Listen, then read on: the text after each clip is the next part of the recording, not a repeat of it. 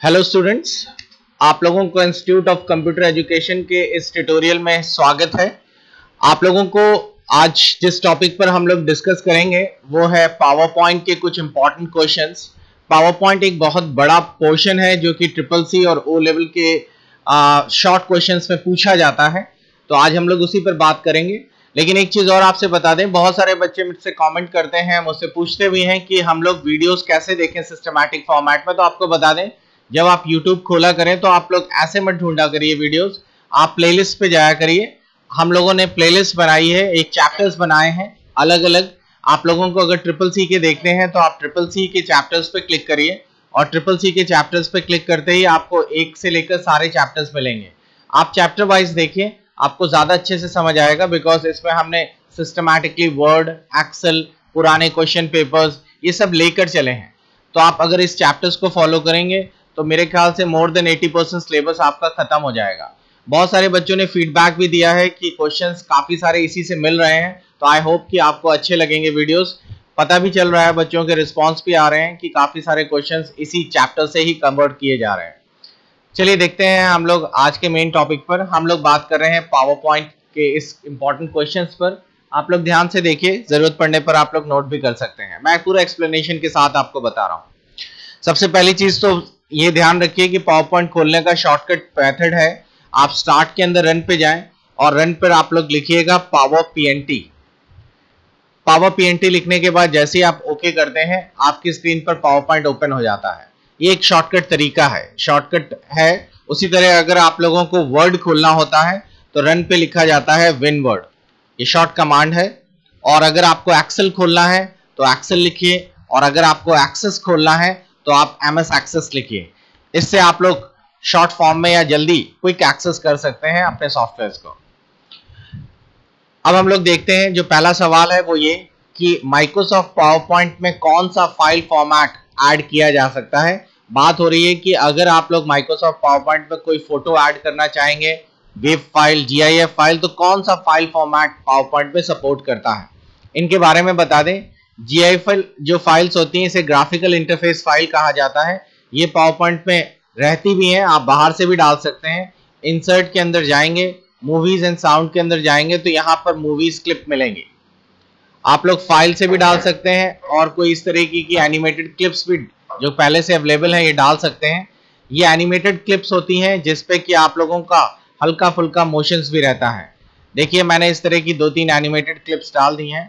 अब मैं अगर इसे चलाता हूँ स्क्रीन पर तो आपको हल्का फुल्का मोशंस भी दिखाई देगा, जैसे कैंडल ब्लिंक कर रही है या फिर कंप्यूटर का एरो इधर से उधर जा रहा है। इन्हीं फाइल्स को हम लोग कहते हैं जीआईएफ फाइल्स। ये एनिमेटेड फाइल्स है। दूसरा, आप नॉर्मल फोटोज तो डाल ही सकते हैं इंसर्ट के अंदर पिक्चर्स पे जाकर, और ये नॉर्मल फोटोज जो होती हैं ये जेपीजी फॉर्मेट पे होती हैं, और इन फोटोज को भी हम लोग इस पे इंसर्ट करा सकते हैं इस तरीके से। साथ ही साथ इसमें तीसरा फॉर्मेट भी पूछा गया है, और वो ये कि आप वेब फाइल भी डाल सकते हैं। बिल्कुल, हम लोग वेब फाइल भी डाल सकते हैं। वेब फाइल एक प्रकार की ऑडियो फाइल्स होती हैं, ये भी आप लोग इंसर्ट कर सकते हैं। अगर आप लोग कोई वेब फाइल डालना चाहते हैं तो इंसर्ट साउंड पे चले जाइए और यहाँ से आप लोगों को फाइल्स मिल जाएंगे। अगर फाइल पे पड़ी है तो भी, और क्लिप फॉर्मेट में पड़ी है तो ये भी। ये देखिए, सारी वेब फाइल्स हैं। तो इसका सही सॉल्यूशन जो है वो आपका ऑल ऑफ द अबव है, जो कि डी है। इट मींस कि हम पावर पॉइंट में ये सारी फाइल फॉर्मेट यूज कर सकते हैं।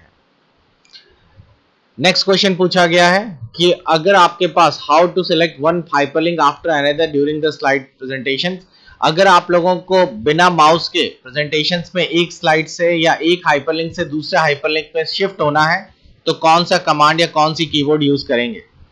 तो इसकी एक सिंपल सी शॉर्टकट की है और वो है टैब। इसका मतलब समझ लीजिए, मान लीजिए कि मैंने कोई फाइल ओपन करा ली और उस फाइल में मैंने कोई, जैसे फॉर एग्जांपल मेरे पास काफ़ी सारी स्लाइड्स हैं अगर इसमें, और मैंने इसमें हाइपरलिंक दे रखे हैं। कोई हाइपरलिंक के लिए मैंने एक फाइल ओपन करा लेता हूँ, ये रहा। अब देखिए, इसमें इस स्लाइड में मैंने इसको सिलेक्ट किया। पहले हाइपरलिंक देना कैसे है वो भी देख लीजिए। सिलेक्ट करने के बाद मैंने कंट्रोल की का इस्तेमाल किया, या तो इंसर्ट के अंदर हाइपरलिंक पे क्लिक किया। हाइपरलिंक का मतलब एक स्लाइड्स को दूसरी स्लाइड्स या दूसरी फाइल से लिंक करना। मुझसे पूछा गया किस फाइल से लिंक किया जाए, मैंने फाइल ना लेके स्लाइड ले लिया, और यहां से मैंने इसको लिंक कर दिया स्लाइड नंबर 10 से। 10 से लिंक करने के बाद मैंने इसको कंट्रोल की का इस्तेमाल किया, कंट्रोल की का मतलब एक स्लाइड को दूसरी स्लाइड से लिंक करना। हाइपरलिंक का मतलब एक स्लाइड से दूसरी स्लाइड में लिंक करना। मुझसे पूछा गया किस फाइल से लिंक किया जाए, मैंने फाइल ना लेके स्लाइड ले लिया, और यहां से मैंने इसको लिंक कर दिया स्लाइड नंबर 10 से। सेम मैंने इसको भी सिलेक्ट किया और इसको भी हाइपरलिंक कर दिया स्लाइड नंबर 8 से। अब मैं प्रेजेंटेशन चला रहा हूं और अगर मैं यहां क्लिक करता हूं तो मेरे सामने ये स्लाइड ओपन हो जाएगी, या इससे क्लिक करते ही इससे लिंक स्लाइड खुल जाएगी। अभी देखिए डॉटेड लाइन शो करता है कि ये इस समय कर्सर यहां पर है। मैंने कीबोर्ड की टैब बटन दबाई और देखिए कर्सर वहां से जंप करके यहां पहुंच गया। यानी कि अगर मैं अब एंटर करूंगा तो जो अक्टूबर 2016 इससे जो लिंक थी स्लाइड वो खुलेगी, ना कि वो वाली। तो आप देख रहे होंगे टैब बटन से हम लोग हाइपरलिंक स्विच कर पा रहे हैं। तो यही इसका सही जवाब है, टैब। नेक्स्ट है हमारे पास पावर पॉइंट का वो कौन सा फीचर है जिससे कि आप लोग सिंपल प्रेजेंटेशन बना सकते हैं बहुत ही तेजी से, यानी क्विकली। तो हमारे पास अलग अलग ऑप्शंस हैं, animations, chart wizard, transition wizard और ऑटो कंटेंट विजार्ड। इसके बारे में भी समझ लीजिए। पावर पॉइंट में पहले से बने बनाए कुछ सैम्पल प्रेजेंटेशंस भी होते हैं। आप इन सैम्पल प्रेजेंटेशंस का इस्तेमाल कर सकते हैं अपने प्रेजेंटेशन बनाने के लिए, और उन सैम्पल प्रेजेंटेशंस को आप ऑटो कंटेंट विजार्ड से ले सकते हैं। देखते हैं कैसे होगा ये। बहुत ही सिंपल है। हम लोगों के पास एक स्लाइड है, हमने यहाँ से शुरू किया। ये ऑफिस बटन है, ऑफिस बटन पे न्यू पे जाइए।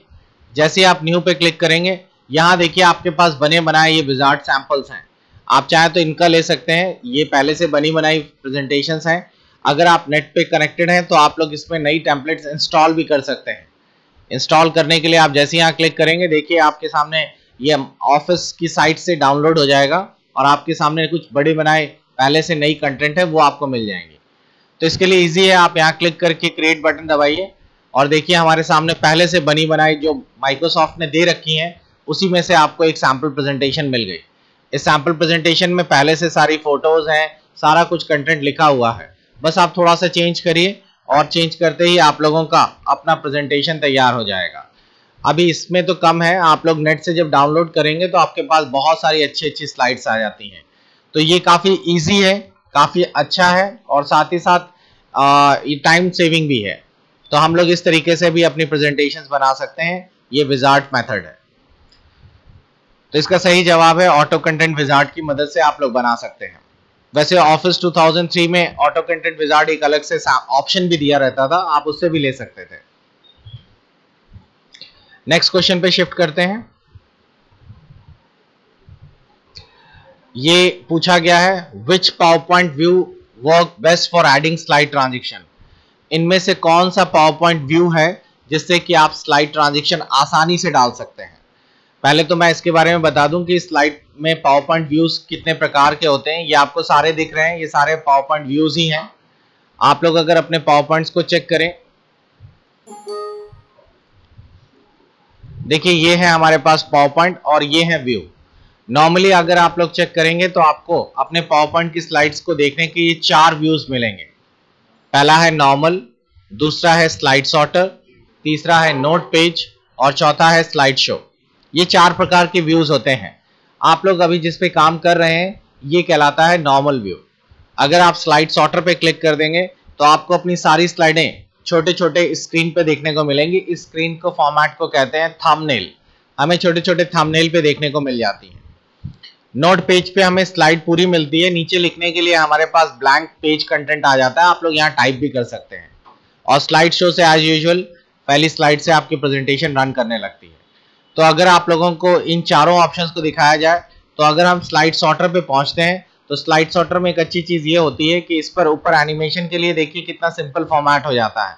मेरे को इस पे एनिमेशन डालने हैं, ट्रांजिशन इफेक्ट, तो इसे क्लिक करें और यहाँ से इजी ट्रांजिशंस ले लें। इस पर ये वाला ट्रांजिशन इफेक्ट ले लिया, इस वाले पे जाएं, इस पे दूसरा ले लिया, इस वाले पे तीसरा और इस वाले पे चौथा, चाहे तो सब पर अप्लाई टू ऑल कर दें।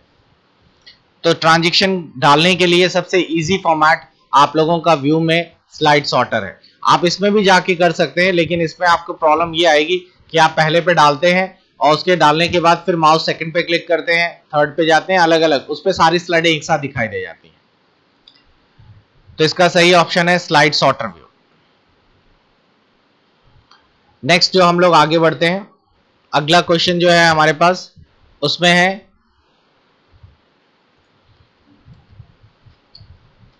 you can edit an embedded organized chart object by। आप लोगों के पास काफी सारे ऑर्गेनाइज चार्ट्स हैं, उनके अंदर अगर आपको एडिटिंग करनी है तो एडिटिंग कैसे करेंगे, इसमें अलग अलग ऑप्शन दिया है। आप डबल क्लिक करें, क्लिक के अंदर एडिट करें, राइट क्लिक करें। पहले तो इनके बारे में बता दें क्या क्या होता है। ये हम लोग ऑर्गेनाइज चार्ट के बारे में देख रहे हैं। आप लोगों को चार्ट्स यूज करने हैं तो यहाँ पर आप जाइए इंसर्ट के अंदर स्मार्ट आर्ट।